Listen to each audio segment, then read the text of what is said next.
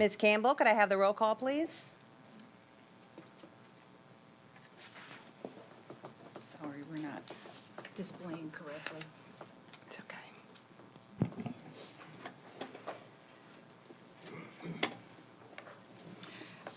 Mrs. Page, Here. Mr. Green, Mrs. Heinz, Mr. Derman, Mr. Loop, Mr. Harrell, Mr. Nation, Mrs. Richardson, Mr. Winkler, Mrs. Drucker, Here. Mr. Betancourt, Mrs. Lamy, Mr. Hersey, Mr. Breaux, Mr. Kuzan. Mr. Breaux is not here. That's it. Thank you. Please stand and join us in the invocation and pledge led by Ms. Lamy.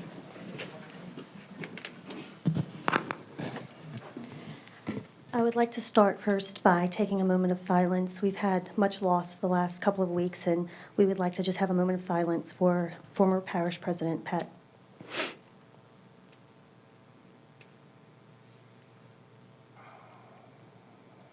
Father God, thank you so much for your love and your mercy. We just pray, Lord, that you would be with these families that have lost loved ones and are going through difficult times, Father.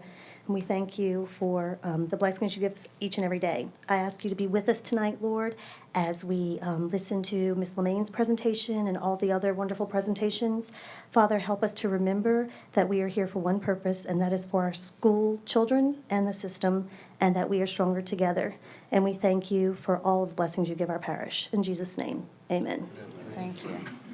I pledge allegiance to the flag of the United States of America and to the republic for which it stands, one nation, under God, indivisible, with liberty and justice for all.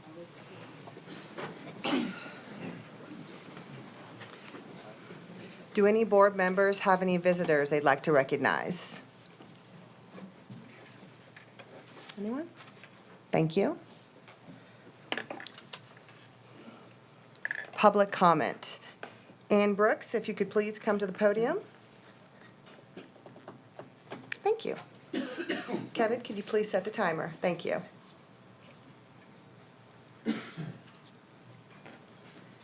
Good evening. Thank you for letting me speak. I retired after 32 years in the classroom. I absolutely do not defend Common Core. Teachers were told if they spoke negatively about Common Core, they could be easily replaced. I have been fighting it on Facebook for 7 years. The newest batch of ACT scores shows troubling long-term declines in performance, with students' math achievement reaching a 20-year low. Excuse me. David McCullough, a well-known historian, declared that 30% of our population is illiterate today. The U.S. Department of Education and the National Institute of Literacy reported in 2017 that 14% of adults read and computed at a third grade level or below, and 21% at fifth grade or below. Across the nation, schools have changed the name Common Core. They have tweaked a few standards, but they are basically the same. They rename or rebrand the standards, and I'm not sure that parents know this fact. Because of this, they are substantially weaker. They are doing a great injustice to our students.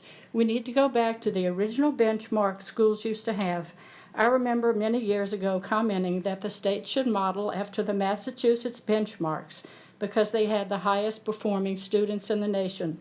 I might point out that needless high-stakes standardized testing puts the cart before the horse, forcing teachers to teach inferior pedagogy to prepare for skewed exams rather than teaching genuine skills that could be measured accurately, pedagogy rather. I would highly suggest that everyone watch The Deliberate Dumbing Down of America on YouTube by Charlotte Isherbit, Ph.D. She truly has an understanding of what has been done to our students. And guess what? This has been going on long before Common Core. I didn't even realize it when I was learning how to teach in college. Believe me, all of this is not designed to help our students become STEM ready for the future. There are 3 things that are important to know about Common Core.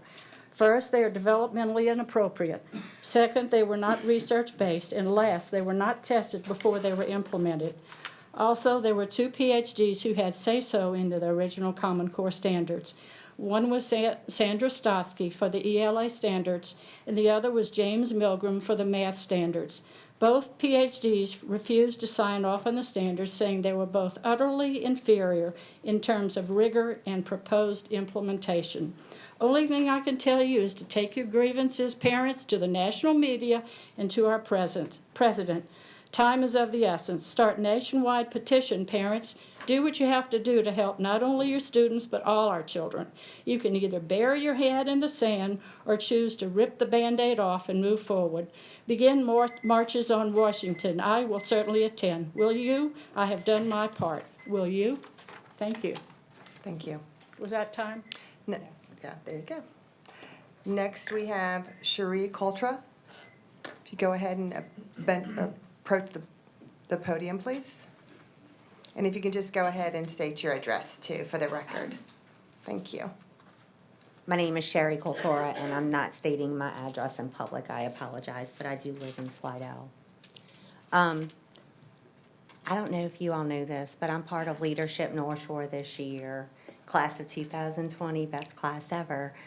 We did our project presentations, and we are doing a cookbook. My team is doing a cookbook that benefits Stark.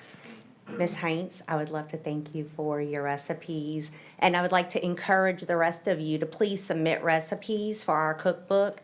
It is a collaboration of famous chefs in our area, history, and our community. So it's called a Come Together Cookbook. So I'd like to encourage you all to please submit recipes. We need those.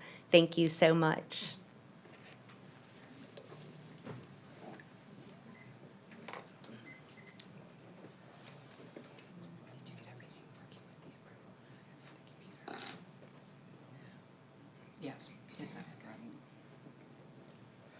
Okay, next on the agenda is approval of the minutes for committee as a whole held on January 9th, 2020. Do I have a motion? Kuzan? Shelta? Let's go ahead and vote, please. Just a second.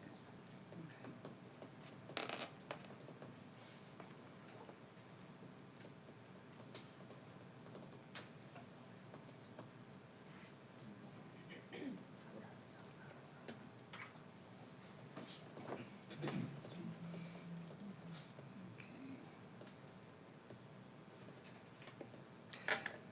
13 yeas, the motion passes. Next, Human Resources. Mr. Jabbia, sir, do you have anything from Human Resources? Not tonight, thank you. Thank you. Instruction. Next, we have Math Curriculum Review, Ms. Lemaine, Assistant Superintendent of Curriculum.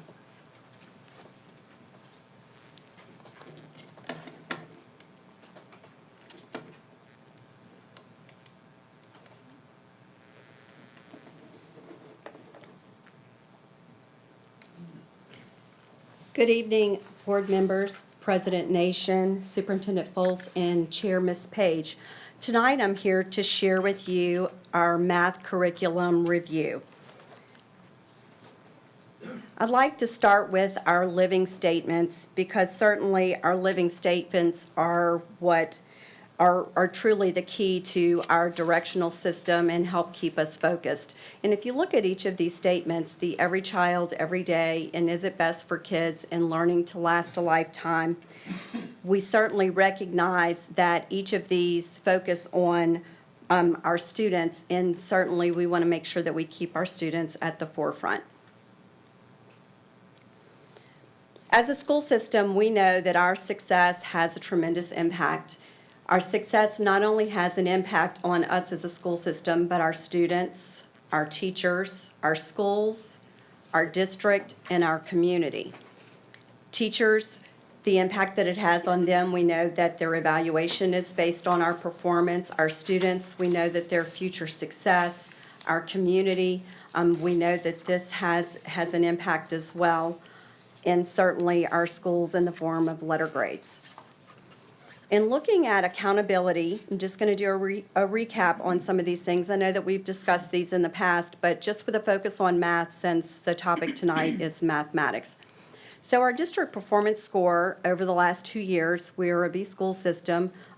We had in 2018 an 85.2 and in 2019 an 85.1, so we've remained relatively flat. When we look particularly at math, when we look at the mastery and above, because we know that for a student to be considered proficient, they must score at the mastery level. We've seen a slight bump up from 43% to 45% from 2018 to 2019. And then when we look at student progress, we've also had a slight increase of 40 to 43, but still remaining relatively flat. So just another recap on our subgroups. We know that we currently have 14 schools that are urgent intervention required. And going over those categories, urgent intervention needed as labeled by the state, would be a failing subgroup for at least 1 year. We have 16 schools in this category. Urgent intervention required would be a failing subgroup for at least 2 years. So we have 14 schools, and this is the second year in a row. And then for CIR, which is comprehensive intervention required, would be an overall letter grade of D or F for at least 3 years, or a cohort and/or cohort graduation rate below 67%. So the reason why we have 14 schools still in UIR is that it takes 2 years at least for them to maintain a level of not having a failing subgroup to get out of UIR. So that's why we're in. They're not eligible yet. So going over the UIR requirements, if a school is labeled as UIR by the state, they're required to use the Tier 1 curriculum in ELA and math. And that also involves monitoring by the Louisiana Department of Education. So they've actually been coming out and going into our classrooms to make sure not only are those resources available, but that the teachers are actually using them in their classrooms. The second item is professional development from a high-quality vendor provider that's also aligned to that Tier 1 curriculum, at least one high-quality assessment in ELA and math, which is our LEAP 360, partnerships with teacher preparation programs, and also an administrator and a teacher to participate in the Intervention Content Leaders Program. So bringing us back to when I first presented to the board on the mathematics curriculum, also ELA at the time, but since we're focusing on math, I want to just do a little recap of prior to that meeting, I met with math teachers and focus groups, and altogether with the ELA and math was about 130, so about half of that. And what I heard from the teachers in grades K to 5, that what was challenging for them was gathering materials, finding student resources and assessments, and having to create their own materials, as well as trying to collect what they could find to make sure that it was aligning to the standards that students were being assessed on. In grades 6 to 12, I heard from the teachers that they needed curriculum, resources, and support aligned to the standards. So basically the same from both of these groups.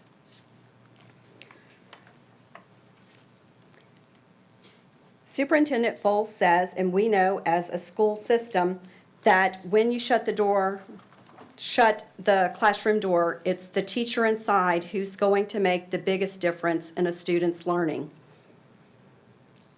So moving forward, we want to make sure that we are keeping focus, and this is what I had shared back in July as well, that some of the highlights I wanted to make sure that we kept in mind is that we continue conversations with teachers, that we hear from our teachers and give them teacher voice, that we also increase teacher access to align curriculum resources because we heard that that was a need, and that we increase teacher access to align professional development because we know that that's critical to implementation and use of such curriculum resources, and that we also add aligned resources to the guaranteed curriculum to support teacher choice. And, you know, we are trying to honor those commitments with the guaranteed curriculum we have added some additional supports in the form of assessments and will continue to do so. But our real purpose here tonight is to look at the opportunity to increase teacher access to aligned curriculum resources as well as that professional development. NCTM, which is the National Council of Teachers of Mathematics. It was founded in 1920. It's the National Council of Teachers of Mathematics. It's the world's largest mathematics education organization. So when we look to guidance, we go to our national organizations, and NCTM being that organization that many of our teachers are affiliated with. I myself, when I was a math teacher, belonged to NCTM, and recently, prior to being in this position, have rejoined to be a member of NCTM. So in looking at their position statement, I think it's important for us to recognize that what they're saying is in a time when there's the open source and there's access to educational resources online, that it's certainly imperative that teachers be provided with curricular materials so that they're not out there trying to find them on their own, that we as a school system provide that clear focus in the resources that we're providing. So to begin this journey of getting us to where we were at a point where we knew exactly what the teachers were thinking and what it was that they felt like that they needed in their classrooms in the way of mathematics resources, we ventured on a math curriculum review. The first thing we did was we requested samples of the Tier 1 materials that are now available because we know that those are aligned to the standards. And so we also know that in the past, when the curriculum first changed, when the standards changed, that there weren't a lot of options out there with regard to the materials that were available. And we know that those lists have been expanded and that there are other options out there now. So we requested all of the samples for the Tier 1 curriculums, and we had those sent to the schools prior to the Christmas break. Then in January, at our principals meeting, we rolled out a toolkit and kind of explained the process that we were going to be going through with our principals. We also called in a teacher representative from each school and had another round of focus group meetings, which, I had assured the teachers that, we would continue to engage in those conversations when I met with them this summer. And at that meeting, and also with the principals, we provided them with a rubric, Scantrons, and also a document where they could provide feedback. We did public notice in the official journal, and we displayed the same math resources at both the Harrison Curriculum Center and the Brooks Curriculum Center on each side of the parish to provide an opportunity for parents and the public also to view these materials. And certainly, we did receive input, and the input that we've received, we are certainly taking into consideration. The deadline for those Scantrons to be turned in by our teachers was last week, so we've collected and compiled those results. I wanted to share just briefly what the instructions were for the teachers. They were to use a rubric, and it had rubric descriptors. And the 4 areas that were looked at were content, math content, pedagogy, assessments, and resources. So, and you can see on item number 1 that there's a rating scale, 4 being exemplary, 3 exceeds expectations, 2 is adequate, and 1 would be inadequate. So the thinking is when you're assessing curriculum materials, you want to make sure that you're very thorough, but that also, too, that it's not just a hit or a miss, a yes or a no, that you can actually have some depth, because you want to make sure that what you're selecting is certainly high quality. And teachers were also provided documents where they could provide us with supporting evidence, responses, that anecdotal, to help as well.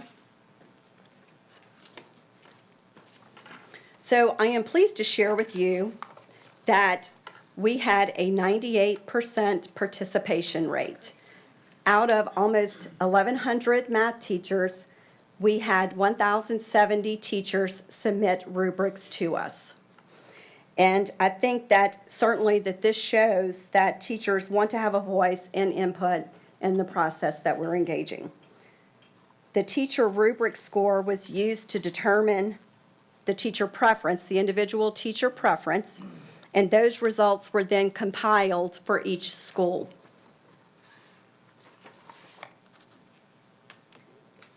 At the K-5 level, the teachers selected Eureka. They rated it 78% of the schools. The majority of the teachers selected Eureka as their top choice. The average rubric rating for Eureka for those teachers was 13.1. And remember, that's out of a total of 16 points because there were 4 areas, max point for each. So that's a 13.1 out of 16. If they had rated all of the categories a 3, then that would have been a 12. So it falls in between the exceeds expectations and the exemplary rating. The anecdotal feedback that we received from teachers on their comment forms was the points that they felt like Eureka had to offer was the rigor, that the content is aligned to the standards, the content addresses procedural, conceptual, and the application components. It requires students to show their thinking and the strategies used. And another plus, they said, the homework helpers is one of the components of the curriculum that they currently do not have available that they would be able to use for parents, to help with parents, because in the past, if you look on the screen, the problem, the number 1, and it's just the box and it's blank and it says, solve using quick 10 drawings, number bonds, or arrow way, or the arrow way. That's really all the instructions that were there, and they had to look at, the student work if a teacher was using this to supplement. So with the homework helper, it actually says solve using quick 10s, 1s, number bonds, and the arrow way, and it gives an example showing the process and also has a note to the side explaining so that, if you intuitively didn't understand by looking at the example, that it gives an explanation in the box. So those pages in the practice book are actually layered. There's the instruction page and then the problem set for the students to work. So in looking at the 78% of the schools, I wanted to take it a step further and look at, so maybe, some schools, the way that it was weighted, I wanted to make sure that the teacher voice was truly there and that we looked at it from a individual teacher perspective. And so when you look at the percentage of all teachers in the school system who rated the K-5 curriculums, which there were 3 that were available, that 75% of all of the teachers in K-5 had Eureka rated the highest in their rubrics. Okay, so next going to the grades 6 to 8. The selection for 6 to 8 was ready. 56% of the schools, the majority of the teachers at these individual schools rated ready as the highest with an average rubric rating of 13.5. The comments were rigor, aligned to the standards, conceptual understanding, visual models and real-world application, logical sequence and pacing, cohesiveness between lessons, differentiated instruction. And I've included an example up here from that curriculum that actually shows the conceptual understanding that's developed. This is showing the division of a fraction. When you're teaching that concept, the procedural is that you're going to multiply by the reciprocal of the fraction, the 1/2, to get 3 times 2 is 6. And intuitively, that's not something that just really makes sense to people. So, it's just a procedural piece and you just have to remember it. But then if you look over to the side where it actually shows taking, say, 3 cups of tomatoes, and if you're going to divide into half cups, then it shows you that 1 whole cup, there's 2 halves. And so then you would end up with 6 halves. And so it makes a little bit more sense, and that's developing that conceptual understanding. So in looking beyond the 56%, so even though that was a majority, I do want to point out that with the options at the grade 6 to 8 level, that there were a total of 7 choices, 4 of them being the same curriculum, the illustrative, but there were 4 vendors for that one particular curriculum. So an overall 7 choices. So it tended to, there was more division between the different curriculums on the other end, the 44% that was remaining. And when looking at junior highs, 62% of the junior highs, because a lot of our junior highs have just the 6, 7, and 8 grade levels, 62% of junior highs rated ready as the highest. And when you look overall at the teachers who were teaching grades 6 through 8, it was 66% of all the teachers, which is higher than the percentage for the schools. At the high school level, the selection was Springboard, and this was for Algebra 1, Algebra 2, and Geometry, because these were the only Tier 1 materials that were available were for these content areas. And 100% of the high schools rated Springboard highest, the most number of teachers rating it the highest for those individual schools, with an average rubric score of 13.6 out of 16. And the comments were, high rigor, aligns to standards, focuses on conceptual understanding, procedural and fluency, logical sequence, differentiated instructional approaches, and they also said that they felt like it aligns with the ACT, which is important at the high school level. So, in taking it a step further and looking at the overall rating for individual teachers, 82% of all of the teachers at the high school level rated Springboard highest on their rubrics. And then also noting that Algebra 1 is taught in many of our junior highs by typically 1, maybe 2 teachers. I wanted to make sure that everyone had representation.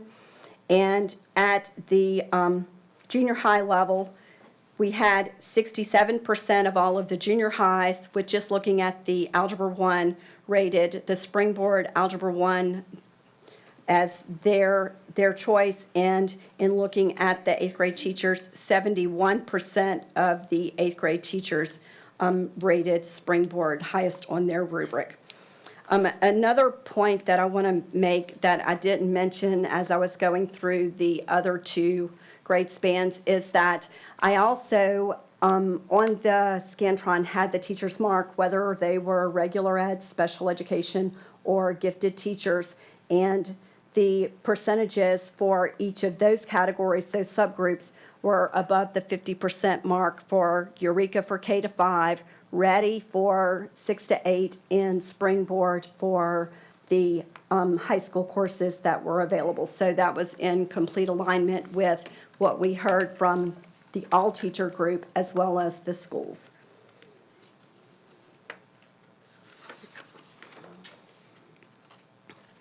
So with any curriculum, we know that there's no perfect curriculum, that it's not, one single curriculum is not going to have everything that teachers feel like they need. And certainly it's a teacher's responsibility and obligation to make sure that they are adapting and supplementing the lessons to meet the student needs and mastery of content standards, which our teachers are very good at doing and gladly do so. But certainly, even though we would be selecting certain curriculums, that the teacher would have the autonomy to adapt and supplement, knowing that the curriculum selected would be that primary foundational piece, and that they would extend the learning beyond. Through parental input we received, we know that there is certainly opportunity that we can provide additional resources, to make sure that we're meeting those student needs and also supporting our parents and working with their students. And we are absolutely committed to doing that. And we want, as we move forward with a selection, that our intent would be to not only ask teachers to adapt and supplement, but we as a school system are committed to making sure that our curriculum team is developing and adding to the curriculum as well. So In summing up, I want to make sure that we are all of the mindset, we're all on the same team, that we're all about the same thing, that we're here to support the students in our school system, that, parents, teachers, students, our community, our administrators, and even our curriculum staff, that, we're all part of the same team and that we want the same thing. We all want what's best for our students. And we also want to make sure that we are providing our teachers with the needed curricular materials and support that they need as well to do the best that they can each and every day for our students. We're all committed to making the biggest difference in our students' learning.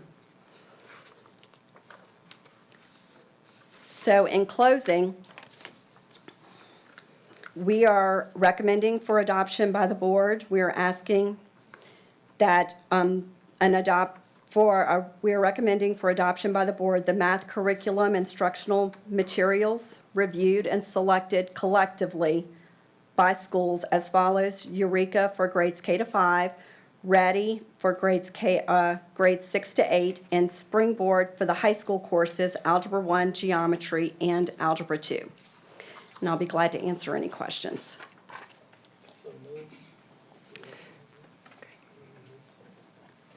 Okay, Mr. Winkler moved. Do I have a second? Mr. Nation, second. Do I have any questions and comments from the board? Can we queue up, please? Thank you.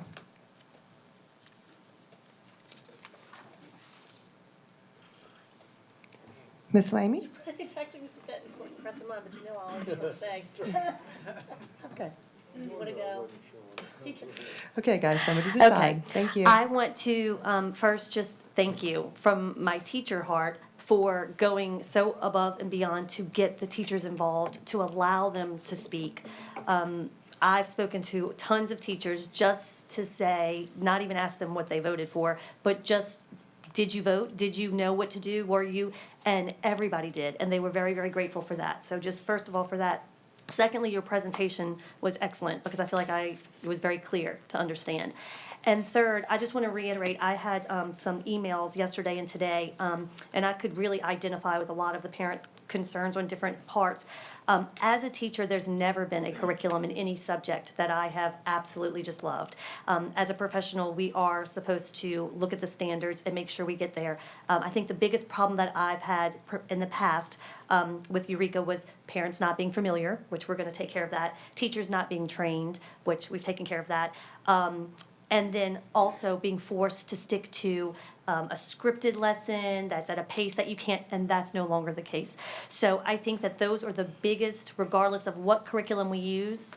I'm not going to go into that. I'm just grateful that our teachers had a voice and that we've addressed the biggest concerns. So thank you, thank you, thank you. Thank you, Ms. Lamy. Thank you. Ms. Heights? Ms. Lemaine, I know that some of the schools that are in the UIR status have been using some of these materials this year. I was wondering if you'd spoken to any of the principals and have gotten some reactions on how things are going. Yes, and I apologize because there was a lot of information to cover, and I think that I missed that point, but absolutely. So some of the preliminary results of using the Tier 1 curriculum, and we haven't completed a whole cycle yet, so we don't have that end-of-year assessment, but we do have the LEAP 360 interim assessment. And one school reported to me that for the 8th grade interim assessment, the results showed an improvement from 27% in 2018 to 45% in 2019. And the principal further added that the 8th grade special education students outperformed last year's overall school results for the whole school by 6.28%. So not only was there improvement for the whole school, but that, for that special education population to outperform what the school was the prior year, he felt like was significant. Another school shared that in looking at the standards and how the school performed in comparison to the district average, that for one grade level last year, that his students only outperformed the district average 4 out of 12 standards, and this year 11 out of 12 standards they outperformed the district average. And then for the second grade level, last year was 3 out of 10 standards, and this year is 8 out of 10 standards. So they felt like it was making a difference. So that was just a couple of the examples, that I was able to get from some of our principals with using Tier 1 curriculum. Thank you. I really appreciate that. I think in the past, we've given some mixed signals to our teachers about the curriculum and the resources that we told them they could use and couldn't use. And I'm hoping this is going to make it clear that they have the resources needed and that everyone will feel comfortable with that. So thank you very much. I appreciate you. your report. Thank you, Ms. Heights. Mr. Derman? Thank you, Ms. Page. Ms. Lemaine, a couple of quick questions. I guess when we look at how the standards are designed by the state and sent down to us to implement, and looking at our past math scores, this math curriculum puts us more in line with those standards. And it actually gives our teachers and everyone else, more support, better understanding of the whole process. Correct. Okay. And so that part is clear that technically we're having to adjust because of what the state has decided what the standards are going to be based on how we're being scored, our teachers are being scored, our students are being scored, and our district is being scored. Correct? Okay. All right. So now I'm going to go back into your presentation a little bit to the failing subgroups. I think I know what it is, but I want you to tell me again so I really understand it. Okay. Well, how is a failing subgroup defined and then it impacts the entire school So body? a subgroup, it's when you have a minimum of 10 students in a group. So it could take as few as 10 students in a particular subgroup, whether it be students with disabilities or our EL population. So 10 students, and if that subgroup, they use the same formula that they would give the school the letter grade, and they give that subgroup a letter grade. So if that subgroup is failing, then that puts a school into the UIR status if they're failing for 2 years in a row. So you could take a Mandeville High or North Shore or some. Or Covington, or any large with school. almost 2,000 or over 2,000 students And and 10 a students in this subgroup of 10 subgroup correct. could negatively impact that school performance score That is correct. this severely. Correct. Okay, well, I'm saying that because that's crazy, in my opinion, but that's the state, and here again, Right. I know a lot of our parents are upset about some of the things that we do. Well, go to the state and the Bessie Board and the state legislature and get them to fix some of these problems, because by law, we're mandated to do it. So, we hear you. We fought this fight for 10 years. But in order to do what we need to do as a district, this is part of that action. But I think it's just absolutely crazy that a group of 10 students or so could impact a high-performing score at a great high school, which, if you look at the ACTs, where does Mandeville rate in the state? Offhand, I can't tell you, but I know that their scores are pretty high. You know, Matt? Top 10. So there you go. Top 10 school, but yeah, we're going to. Right. Okay, Yeah. but focus. So anyway, all right, my point is I understand the process. I want some of the public to understand the process and the reason why we're having to do some of these things. But basically, is to be sure that we provide our students and our teachers with the resources so they all can be successful. And I want to thank you for Absolutely. your efforts, because I know it's been a long, drawn-out task, so thank you. Thank you. Thank you, thank you. Mr. Betancourt? All right, I started off pressing the right button. Ms. Lemaine, 3 fairly quick questions. In your presentation, you mentioned teachers being able to use other materials to supplement what they're trying to get across to their students, correct? Right. Right, but if we were to adopt something, that would be the primary curriculum that we would follow, because that's what we're saying is aligned to the standards, and they would absolutely, have the autonomy to adapt and to supplement with other resources in their rooms. With whatever they think would enhance their ability to get through to As long these as they're children. using the core curriculum that's in place, and in addition to, yes, sir. Okay, and then let me ask you this. Could a principal of a particular school forbid his or her math teachers from using materials that he or she didn't want them to use? Or is that teacher, as you stated, does that teacher have the autonomy to choose what she deems necessary or he deems necessary? Certainly the principal is the instructional leader at the school, and I would encourage any teacher to work with their administrator. But, when we're looking at curriculum, from the district perspective, it's our responsibility to make sure that we have those resources in place for our teachers. Yeah, because we've said before, once that classroom door closes, it's the teacher That makes that has the to do that's- that job. And our Okay. teachers are spending a lot of time pulling resources together because they want their materials to align to what the students are being assessed on those standards. Okay. Last question. Since we may soon have actually a qualified state superintendent of education, and standards may in fact change, what's the length of these contracts that we're looking at? That's a very good question. I'm glad that you asked that, because we are not planning to enter into any long-term contract.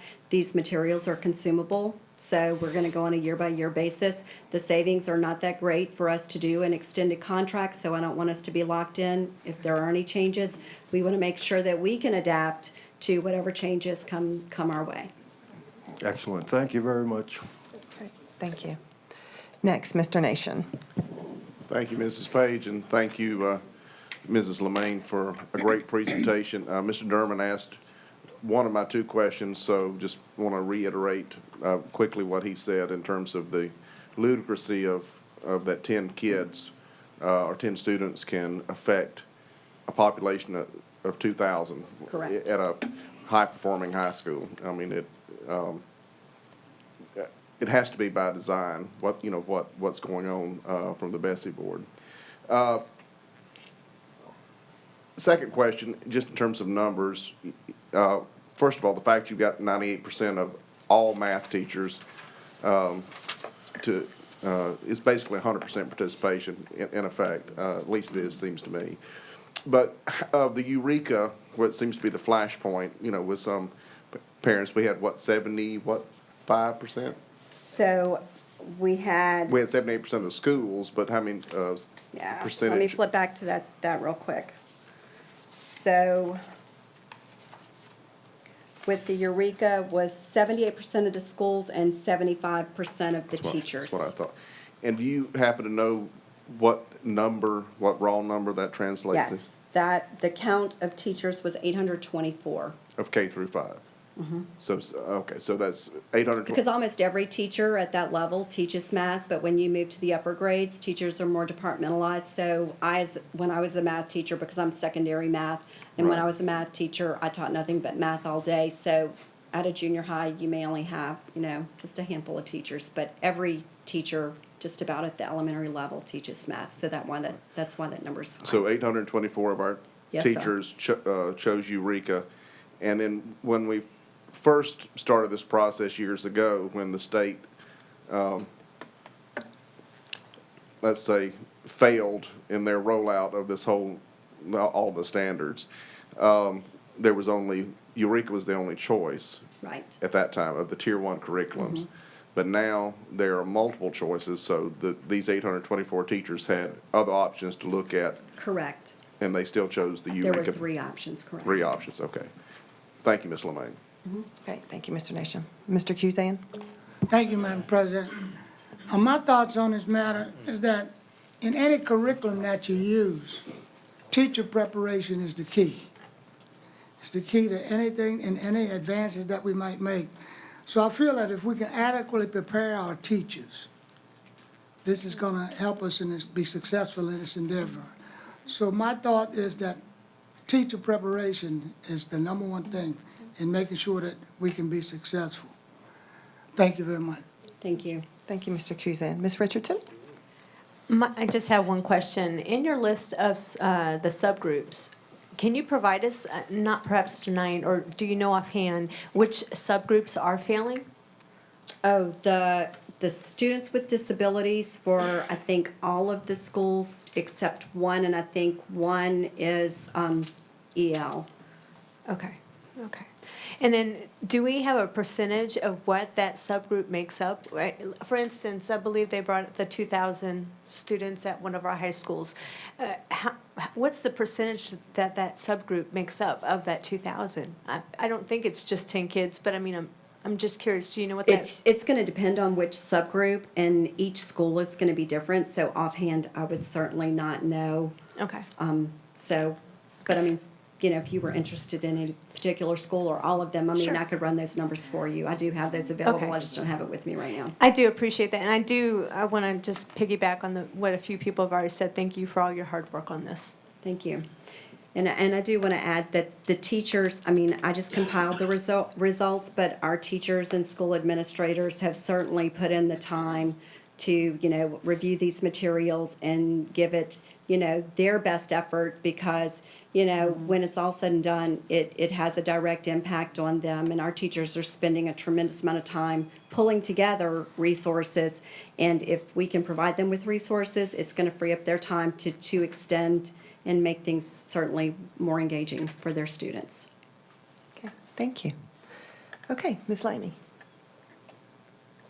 Mr. Ron and I collaborated on this. You did have the materials out for parents to observe, and we Yes. did take feedback. Some parents actually filled out stuff and submitted it Absolutely. during this process. I wanted to, well, Mr. Ron wanted to reiterate that. So I'm thankful for that too. The other thing I was gonna say is, we are mandated, regardless if we apply for funds, with our schools in urgent need of assistance, to use the Tier 1 curriculum. So that would, to me, if we were to use something else, if this wouldn't have had this process, and we would have just, if a student moved from one school to another, it would be completely off kilter. So I That's mean, a as a good point. teacher, that means something to me also. And the last thing was, I forgot, but thank you again. I had something else, but I forgot. Okay. Thank you, Ms. Lamy, so much. That was an excellent oh, we have more people. Mr. Harrell, excuse me. I just had one quick thing, two quick things, I'm sorry. I've got two boys in the K through 5th, so I'm kind of excited about the homework helpers, because I do Yes. struggle with some of the math. But we have 14 schools in UIR. If some of them don't get out in the 2 years, what happens if they go to the CIR? So the state's really not clear on that. At one point, we read in the ESSA document that if they were 3 years in UIR, that they became CIR, but that language is no longer there, and I don't know if you noticed on that slide. And then some additional language has been added.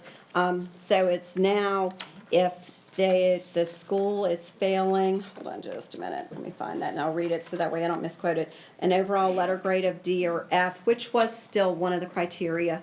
But then now it also says cohort graduation rate below 67%, and that would be the most recent graduation cohort, so it's kind of a moving target.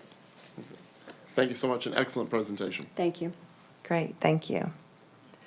Thank you, Ms. Lamy, so much. That was an excellent presentation. Thank you. Very good, thank you. Okay, are there any comments from the public?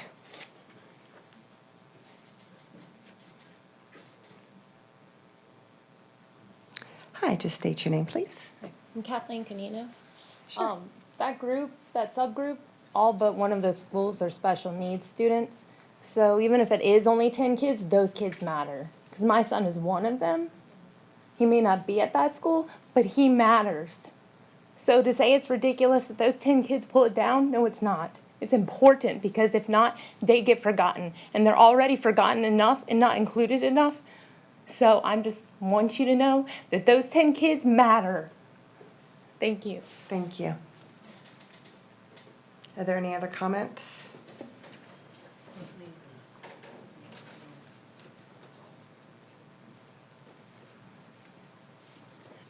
I would like to address the subgroups as well. I think maybe we need to look at a different curriculum for those subgroups that will help those subgroups be more successful and better accommodated across the board. My two children were also in this school system, and I will say when this curriculum was implemented, it hit my son very, very hard, and the teacher didn't even know how to teach it. So I certainly could not help my child with it. And I still hear from parents that they don't like this curriculum. So I'm curious to see how the new standards will come into play and affect how parents view this curriculum as well. But again, those subgroups, if we focus on those subgroups and helping them be more successful in school, maybe they won't impact the ratings that everyone seems to be so concerned about. Thank you. Are there any other comments from the public? Ms. Green. Good evening, Debbie Green, President of St. Tammany Federation of Teachers and School Employees. First, I want to thank Ms. Lemaine for that wonderful presentation. I really, it was clear, very clear. I do want to thank you all for allowing teachers to have a voice in this. It's very important that they do come to the table because it's like they said, if you're not at the table, pull up a chair. And last, I just have one question. Will the materials be in the teacher's hands before the school year ends? Ms. Green, great question. That's the plan. Hopefully, we can get those materials ordered in the next few weeks if everything goes well tonight. And then also, too, we're also planning professional development to take place prior to the end of the school year and then over the summer for any new teachers that we onboard. So that's the plan. Thank you. Thank you. Anyone else? Come to the front, please. Come to the podium, please. Yeah. Thank you. Lee Barrios, retired teacher. I feel like I have beaten this horse to death and it's still breathing. But I'm going to pound away at it one more time. Only have 3 minutes, but I feel like I have to get up here. John White's Tier 1 mandate does not meet federal requirements, which define their Tier 1 requirement as research evidence-based. So Eureka does not meet that criteria. I provided you with evidence of that, which came straight from LDOE. I provided you with documentation that LSU refused to use John White's Tier 1 ELA guidebooks to fulfill a $1 million grant that they had received for years to train SPED teachers in a number of districts. So White took back that grant and canceled that contract and had his unqualified staff provide that training. The LSU administrator of the grant told me that LSU could not risk losing their accreditation by using curriculum that was not research-based or effective. I gave you that evidence. We also use ELA guidebooks. The same problem is true of Eureka Math. Eureka as a methodology to be included in a viable curriculum would be acceptable. Eureka as a curriculum is not. Mr. Nation, multiple options were not presented as they were in the past. Eureka and Zern are basically the same thing, but Zern is online. There was only one other option for the lower grades. I'm told that the other option had insufficient rigor, and teachers didn't consider that an option without being provided additional instructional materials. We've discussed before the fact that the state is coming into the classrooms and observing not only how and what the teacher is teaching, but mandates the absence of other curriculums. Teachers are not lying to me about this. To say that teachers can close the door and teach what they deem as essential is just not true anymore. Another concern is the process used for this selection, which eliminated the previously mandated by state law formation of a curriculum review committee. The law has been tweaked to imply that if a district selected one of John White's anointed curriculums, that they didn't have to utilize this committee approach. It doesn't say the district can't form the committee and get the most public input. Why did this district choose that option? It's obvious that this administration is not going to put students first when choosing curriculum. you as a board are going to continue to allow yourselves to be bullied and coerced into using bad curriculum with the threat of losing a relatively small amount of funding. Last year, according to the state, you received, which was the first year that the threat took place over the those UIR status, those subgroups, you got $547,000. That's a relatively small amount. John White's leaving. I can only hope that a new superintendent will turn this around. Thank you. One more public comment, that's it. One more. And then we'll vote. Hi, please state your name. Hi, I'm Elizabeth Berner. I am a product of St. Tammany Parish Schools. Graduated in the top 10%, went on to LSU, got my engineering degree, graduated in the Engineering Honor Society, got my engineering license. I've practiced using math professionally for 16 years. Y'all have addressed some important aspects of using the Eureka curriculum, but not all of them. Grading is a huge aspect here. It is a problem.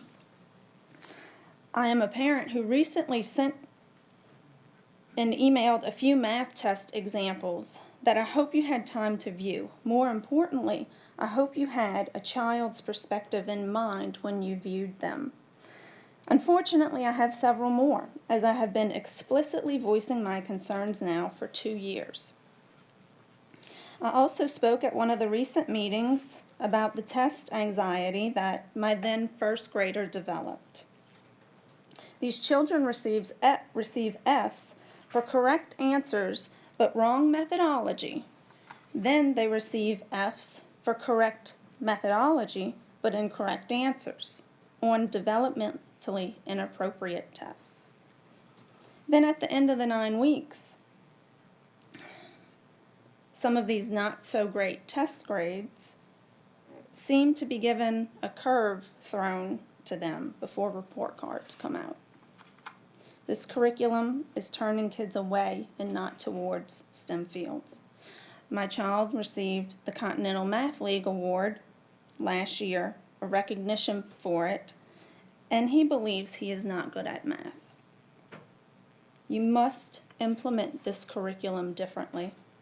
It does not serve every child.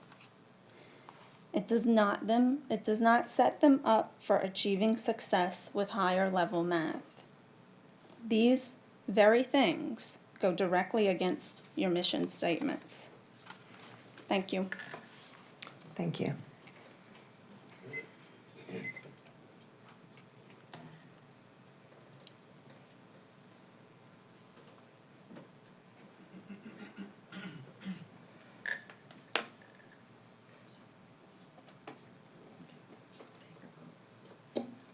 Can everyone queue up to vote, please?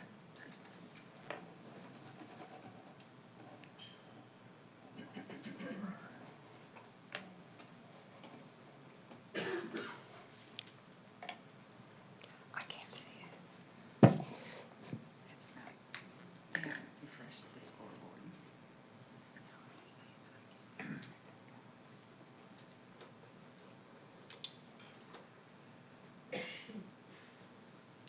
Okay, we have 13 years.